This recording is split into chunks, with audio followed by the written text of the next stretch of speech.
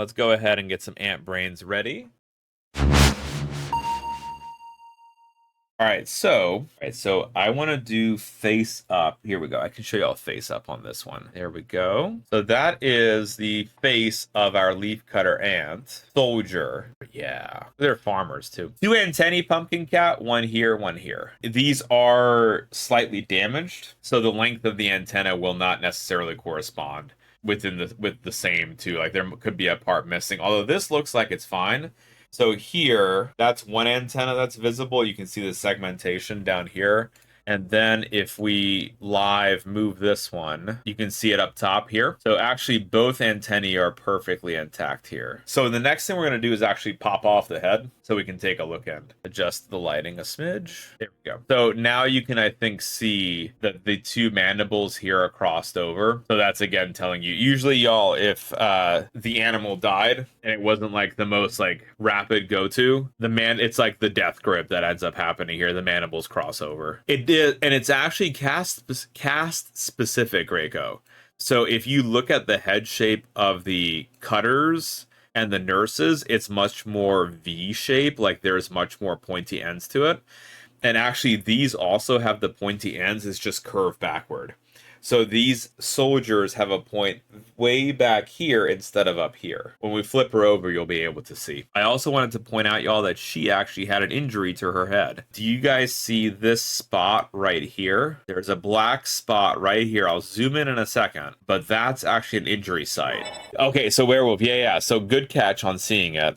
Not an additional eye, but it is an injury site. And what that is when an insect is injured, they surround the injury site with cells, and then they release melanin pigment to kind of seal it off. What this also means is that region here is not actually hard. So the thing with these insects is they don't regrow that exoskeleton. So if you cut a hole in the exoskeleton, it'll just have this like black spot over it, but it's actually going to be really, really thin membrane.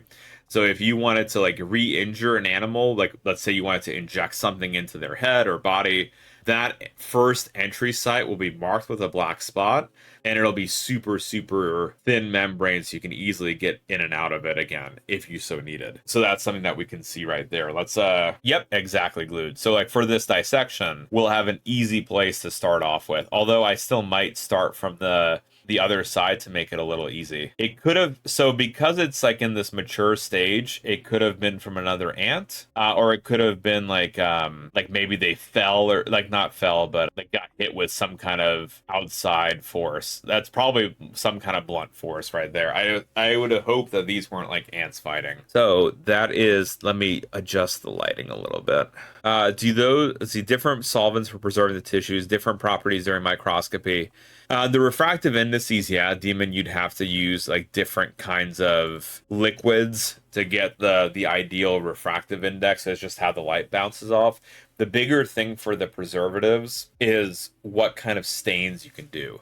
So here we're not staining the tissue with anything. By stain, I mean like a visual marker to see something like DNA or muscle tissue. You could use a visible dye, but some of those dyes don't work if you put the sample into methanol. Some only work with ethanol. Some only work with formaldehyde. And so it's like certain things that you're trying to do are dependent on what you preserve the specimen in. And so that's more of the primarily set of differences. Of course, there's also like the refractive index and the images, but yeah. Yeah, so exactly, Cliff. They're not going to regenerate this opening. There's no chance of there being another molt. They're set at this stage. So, Cliff, you can kind of maybe see, it looks like it's divoted inwards. This massive tissue here, it's almost like slumped down a little bit. Like instead of being nice and flat, there's like a little dip. And that's probably just because of how thin of a membrane is really sitting there. And that really thin membrane is going to be important here because it's going to be influencing what we see. Before we pop open the brain, I do want to highlight a couple of other key structures. Here, right here, that is the ocelli. That is the fake eye that people thought the turkey beak of the last logo was. There's that fake eye right there. That is the UV detecting organ. So it's, again, giving the animal sense of direction, sense of position relative to the sun. You see it a lot on flying insects. And this soldier has an especially large one of these eyes because they go both in and out of the colony. So because she will leave the nest to defend it, if someone starts digging at the outside, she needs to be able to see and react to like UV light as well. If you look at insect or ants that are deeper in the nest, it'll be much, much smaller. Yep, Reiko, you and Werewolf hit it right on cue. There are those type of detecting organs in reptiles. They are just not the same here in terms of like the cell types that are there. So they're doing the same function. They're just structurally going to be different. But yeah, the floaties are just trash. We popped open the animals. There's probably some fat cells floating around. Nothing to worry about, Spartacus. Probably just like fat tissue. But those little dots, y'all, are the individual eye cells called the ommatidia, plural ommatidium, singular, and you can see them right on here. All those little circles. And you see there's a lot of them. There's a ton of these cells on this eye. And that's because this animal does need to see when it goes outside. Like it will go outside often enough to see the world and to be able to figure out like, hey, I need to see so I can defend the nest. Which again, I think it's really cool that you can actually get that information from just the eye structure. The cutter ants, which go outside to cut the leaves, also have a lot of eye cells. Deeper in the nest, like the nurses have far, far fewer eye cells. And so it kind of gives you the information of who all is in the nest and what their job is relative to the rest of the nesting site. You can also see on the antenna here, those are the antennal segments, and the more segments you have, rough rule of thumb is that you'll have more olfactory cues that it can detect. Yeah, it does have a ton of little hairs. This is not weird for this species. They are very hairy, all kinds of sensory bristles that are covering her.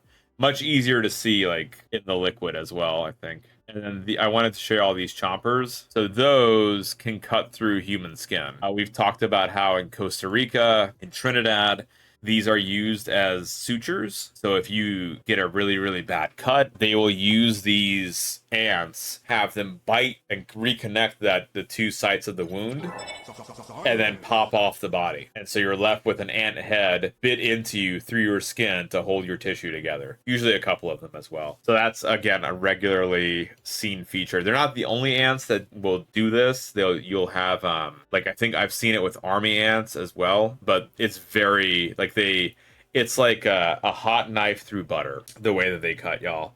It is scary, I think, borderline scary. Well, but Sparky, if you are in the depths of a forest, Sparky, and you are being chased by disease, you're not looking for hygiene at that point. If you've got an open gash, you need to close that thing up. And so honestly, you get a little bit of ant residue in you, or you get infected and lose an arm. But no, I don't think it's very hygienic. All right, and then I wonder if we can see it with this one here. Not so much yet.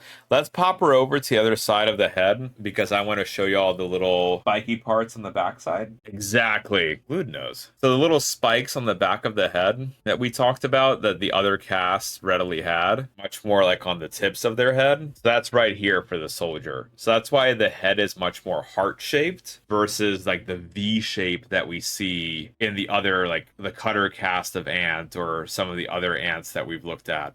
The nurse ant as well. I think all the other ant casts, minus the queen and the male and the soldier, have those pointy tips on the head. But here, the pointy tip is at the back of the head.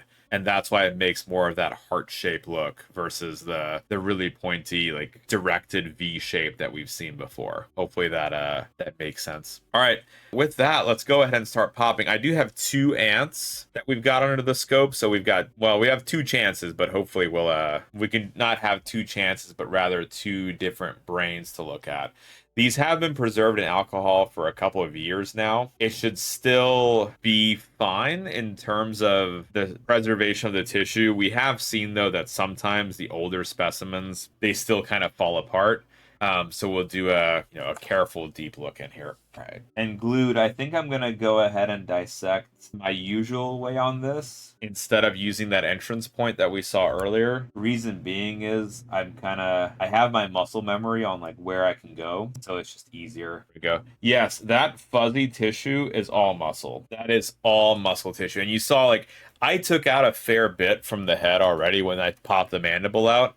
But all this here, like this entire part of the head is full of muscle tissue. And that's because, remember, we just mentioned she needs to be able to bite through your skin, Cricket. She needs to be able to cut you right in half. She can't do that if she's not full of muscle, Cricket, right? She'll just be like, oh, you have to have it just full of muscle head. And actually, this was a misinformed study, I think in 2018, where they said nurse ants were brainy and soldiers were brawny. And the reason that's misinformed is because what they did was they sequenced the whole head instead of sequencing just the brain tissue. Because if you sequence the whole head, you're going to get a lot of muscle tissue, right? I mean, look, we just popped it open. We just saw a ton of muscle. You can't not get it in your sequencing data. So that's was a misnomer on their part, unfortunately. Let's continue on in here. We'll go back to live view. What I'm doing is basically peeling away layers of the exoskeleton, just getting a lot of muscle tissue. The muscle tissue, for those wondering, is sticky, so the brain likes to attach to the muscle tissue. Apply, yes.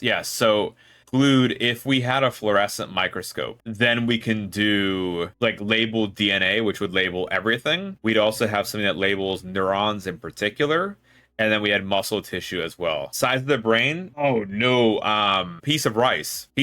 Shark Geek, this is a soldier, leafcutter ant soldier, whose brain we just popped open. All right, took it out glued, so let me show you. This is the head of a leafcutter ant soldier, and this little white mass right here, that's the brain. So you can see how different the brain is relative to the rest of the head in terms of size. All of this fuzzy stuff here is muscle tissue. So primarily this soldier's job is defending the nest versus thinking. So there you go. That's what we just popped over. And look, just again, the relative size, like that's the brain. And then there's strands going here and here to the retinas. That's it. So we're about to look at what the brain looks like without this background here. Let me see the brain here. Here it is. Live-wise, Chili, you can't take out it will... Well, okay, so here's the thing. If you pop off the head of an ant, it'll continue to walk around. That bug will live another day. If you pop out the brain and leave the rest of the head, it'll live another day, but that's because it has what's called a decentralized nervous system. So it doesn't need to be able to walk with signals going from the brain. That gives it direction, but it can walk without a brain. So in theory, I guess you could lobotomize and it would still be fine. That is true. We did inject the brains. And so here is the brain tissue glued. So what we're looking at is this bottom portion here.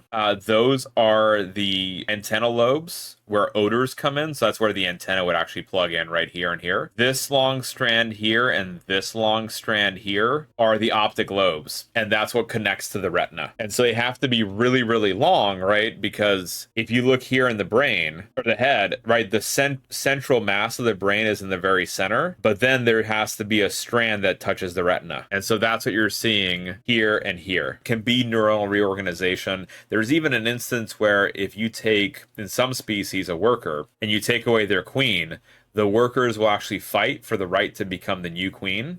And afterwards, they undergo huge changes in brain architecture. There's some reports suggest that their brain shrinks by about 30%, 30.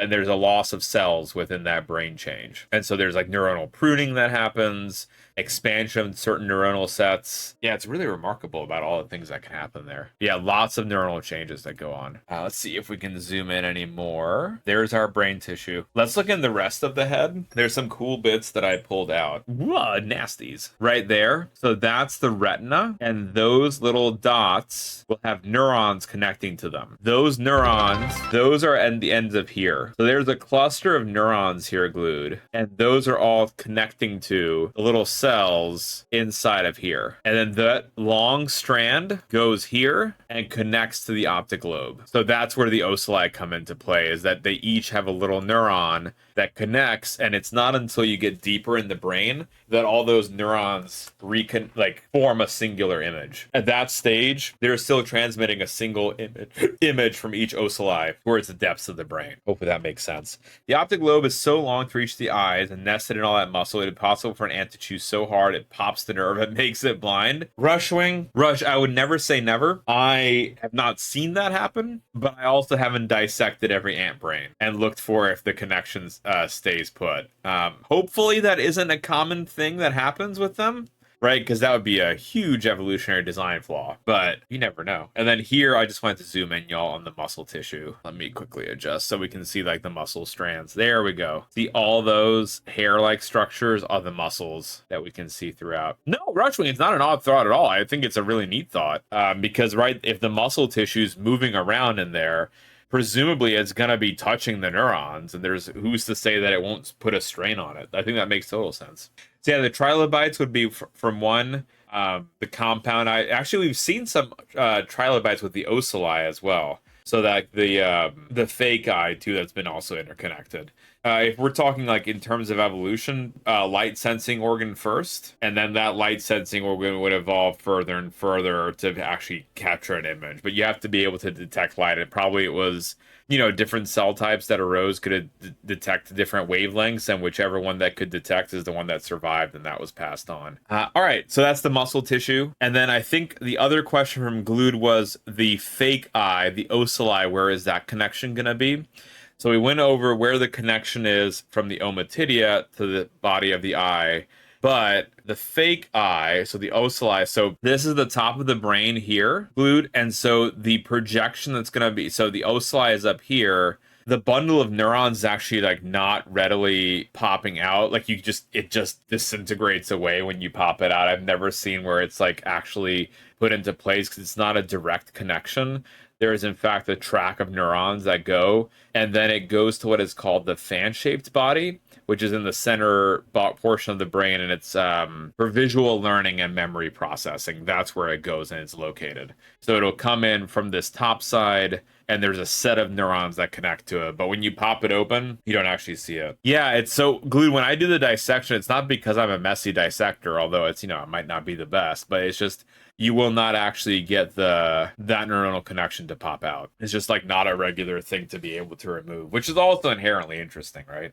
Let's see if we can find anything else in this goop that I've popped out. So we'll take a look at this. I mean, yeah, I think this is kind of neat. This is all muscle tissue in the head from that one individual. Like, that's all muscle, y'all. Like, you see, this is the top of the head, and that's the other top of the head. So these were like the two heart bits that we saw. Yep, all these fibers, Chili Willy, all of these. This actually right here, I'll turn down the light. And do you see how it comes together into a point? That was connected to one of the mandibles, one of the little teeth it was connected to and pulling together. And then the other one is actually in a different well. This is the mouth part down here. So it's just a smidge out of view, but all of those fibers are muscle. Wish you had an exoskeleton. Pumpkin, you would not be able to be much bigger than an ant because they don't breathe through their mouth. They breathe through their exoskeleton. And so there's no lungs, so they're breathing via diffusion. Animals have exoskeletons other than insects. Crustaceans. Of course, it's what I had to say, Mr. Goose. So like other ancestors like crustaceans, spiders, so arachnids also have the exoskeletons. But if we're talking like other creatures, I don't think so, werewolf. I think it's it's still werewolf, not an open circulatory system. It's still a single closed circulatory system they have with veins, arteries, and lungs. Yeah, so that would be like the marginal takeaway of that.